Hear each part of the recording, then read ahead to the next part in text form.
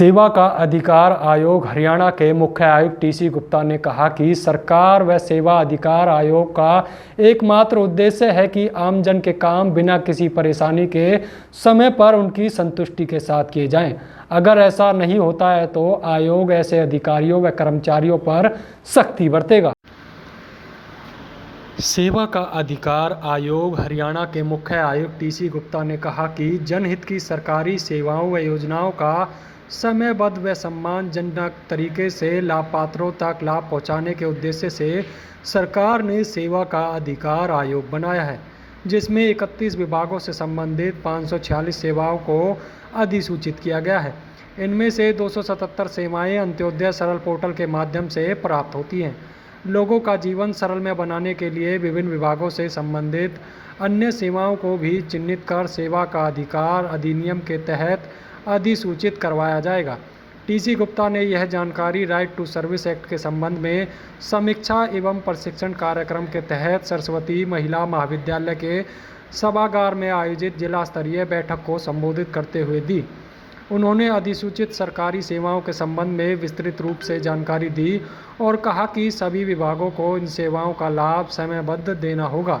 ऐसा न करने पर आज पोर्टल पर संबंधित शिकायत ऑटो मोड में अपील में चली जाएंगी। इसके बाद विभाग में उच्च अधिकारियों को एक के बाद दूसरे को 2 बार अपील जाने के बाद यह शिकायत व समस्या आयोग के पास पहुंचेगी, जिसमें आयोग द्वारा 30 दिन के अंदर यह शिकायत निपटाई जाएगी और इसमें संबंधित अधिकारियों व कर्मचारियों को 20,000 रुपये पेनल्टी करने का अधिकार आयोग के पास है। यदि किसी अधिकारी कर्मचारी पर 3 बार जुर्माना लगता है तो आयोग उसे सरकारी सेवा से हटाने की सिफारिश भी कर सकता है। ढुलमुल रवैया अपनाने वाले अधिकारियों की लापरवाही को बख्शा नहीं जाएगा, इसलिए सभी विभाग अपनी पेंडिंग शिकायतों का समाधान तुरंत करें और हर हाल में अपना स्कोर 1 जनवरी 2022 तक 9.9 से ऊपर लेकर आएं। उपायुक्त पलवल इस संबंध में सभी विभागों की समय समय पर समीक्षा करें। सभी अधिकारी अपने कार्यालय के बाहर इन सेवाओं के संबंध में पूर्ण जानकारी फ्लैक्स या डिस्प्ले बोर्ड पर अवश्य प्रदर्शित करें।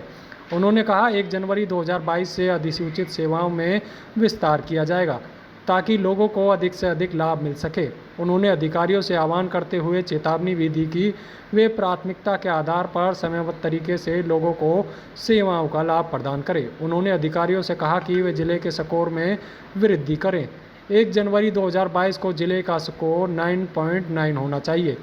टीसी गुप्ता ने सेमिनार के दौरान नागरिकों को विभिन्न विभागों द्वारा प्रदान की जा रही सेवाओं की समीक्षा की और नागरिकों से भी सेवाओं बारे में फीडबैक लिया। अधिकारियों को निर्देश दिए कि वे जिले की रैंकिंग में सुधार के लिए कटिबद्ध हैं। रैंकिंग में जिले का स्कोर 10 में से 9.5 से कम नहीं होना चाहिए। साथ ही लोगों से सेवाओं के संदर्भ में मिलने वाला फीडबैक में 5 में से 4 अंक अवश्य होने चाहिए। उद्देश्य जो Haryana right to service act है, सेवा का अधिकार कानून 2014, उसके तहत एक रिव्यू था डिस्ट्रिक्ट का, साथ के अंदर एक वर्कशॉप भी थी जिसके तहत जनता को ये बताया गया, अधिकारियों को ये बताया गया कि कितने समय पे काम करना है, लेकिन उसके क्या क्या परिणाम हो सकते हैं। और मुझे ये खुशी है इस बात की देख के कि आज से केवल 25 दिन पहले पलवल ज़िले का जो RTS स्कोर 8.6 पे था वो आज 9.2 पे है। वैसे हमने मापदंड इसका 9 ही रखा था, 10 में से 9 के बजाय 9.2 पे है, परंतु फिर भी इसके अंदर और सुधार की गुंजाइश है क्योंकि बहुत सारे बाकी ज़िले जो हैं वो जो पहले 9.7 पे कोई भी ज़िला नहीं था, आज 9.7 के ऊपर 3 आ। तो इस प्रकार से पूरा जिला प्रशासन ने, सारे अधिकारियों ने ये विश्वास दिलाया है कि ये इसके अंदर और तरक्की करेगी। सरकार जो चाहती है सर, जो जिस प्रकार जैसे कल्याणकारी सरकार है, जो चाहती है वो लीकेज कहाँ रह जाती है, जो लोगों को सेवाएं नहीं मिलती। यही है कि अधिकारियों की कुछ कोताही होती है, कुछ ऐसे अधिकारी हैं जो बगैर बात चीज़ों को रिजेक्ट कर देते हैं, लटका के रखते हैं। तो जिम्मेदारी का अभाव था और इस जो सिस्टम जो किया है, ऑनलाइन सिस्टम है, और आयोग इस चीज़ को सुनिश्चित कर रहा है कि नीचे स्तर तक जो कार्रवाई, जो लोगों की समस्याओं पे ध्यान नहीं दे रहे, लोगों के काम ना कर रहे, उसके प्रति जिम्मेदारी फिक्स की जाए और उनके खिलाफ एक्शन। सर, जो कंप्लेंट रजिस्टर्ड होंगी उसके लिए कोई टाइम निर्धारित किया गया है कि इतने दिन में वो कंप्लेंट रिजॉल्व करनी है? इस कंप्लेंट के लिए हर जगह 30 दिन का समय है कि 30 दिन कमीशन के पास भी अपील आ जाए तो हमें 30 दिन के अंदर उसका निर्धारण, उसका समाधान करना है। यदि फर्स्ट ग्रीवेंस रिड्रेसल अथॉरिटी जो पहली अपील यदि हम कह सकते हैं, दूसरी अपील जो है उनको भी सबको 30 दिन के अंदर उस चीज़ का जवाब देना है। जहाँ तक जवाब नहीं, निपटान करना। जहाँ तक सर्विस है उसका हर एक का समय है, क्योंकि 4 घंटे भी है, बिजली चली जाए शहर के अंदर तो 4 घंटे, ग्रामीण क्षेत्र में चली जाए तो 8 घंटे, और 135 दिन भी है यदि किसी ने महिला विकास निगम का लोन लेना है तो एप्लीकेशन भरना, सब्सिडी और बैंक में जाना, वहाँ से आना, उसमें 135 दिन का समय है।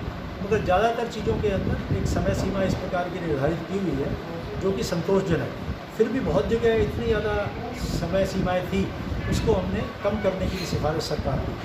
नया जो पोर्टल लॉन्च किया है मुख्यमंत्री जी ने 1 सितंबर को आज के नाम से, उससे किस तरह से लोग सेवा ले सकते हैं?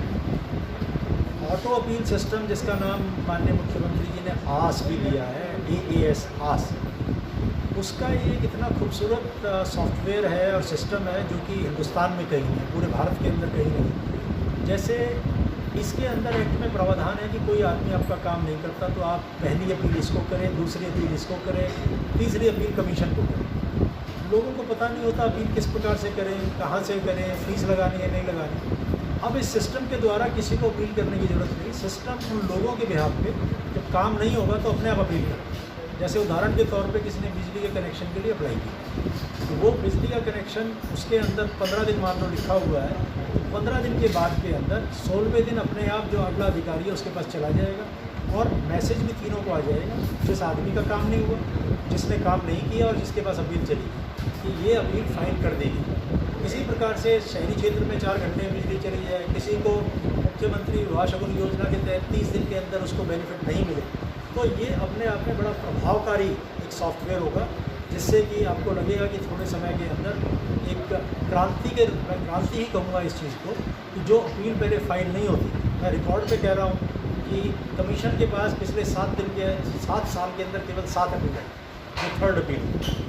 अब जो है इसके माध्यम से कोई भी काम नहीं होगा तो ऑटोमेटिक चलते हुए कमीशन के पास आ जाएगा। मुझे लगता है इसकी आवश्यकता नहीं पड़ेगी, क्योंकि जब इसकी मॉनिटरिंग होगी तो लोग स्वतः ही अपने आप काम समय पर करना शुरू करेंगे। तो सर इसमें कुछ अगर लगता है कि कुछ अगर अधिकारी जो नकारा साबित होंगे, काम नहीं कर पाएंगे, तो उनके लिए कुछ एडवाइजरी जारी की जाएगी आपकी तरफ से? एडवाइजरी भी जारी की गई है, प्रसन्नता भी जारी की जाएगी, साथ में सरकार को डिसिप्लिनरी एक्शन लेने की रिकमेंडेशन भी हम कर सकते हैं। और मैंने जैसे कि कहा, हर जगह पे हम पेनल्टी लगा सकते हैं अप टू 20,000। एक केस में मैंने 10,000 रुपये लगाई भी है, और क्योंकि एक बार पेनल्टी लग गई तो वो आदमी वैसे ही चौकन्ना हो जाता है। और मैंने कहा है कि जिस अधिकारी को, जिस कर्मचारी को 3 बार पेनल्टी लगा दी तो उसको हम डिसमिसल की रिकमेंडेशन, उसको नौकरी से बर्खास्त करने की सिफारिश सरकार को कर दी। जब से ये अधिकारियों ने सुना है, कर्मचारियों ने सुना है, तब से पहले जिस दिन CM साहब ने ये प्रोग्राम सॉफ्टवेयर लॉन्च किया था 1 सितंबर को,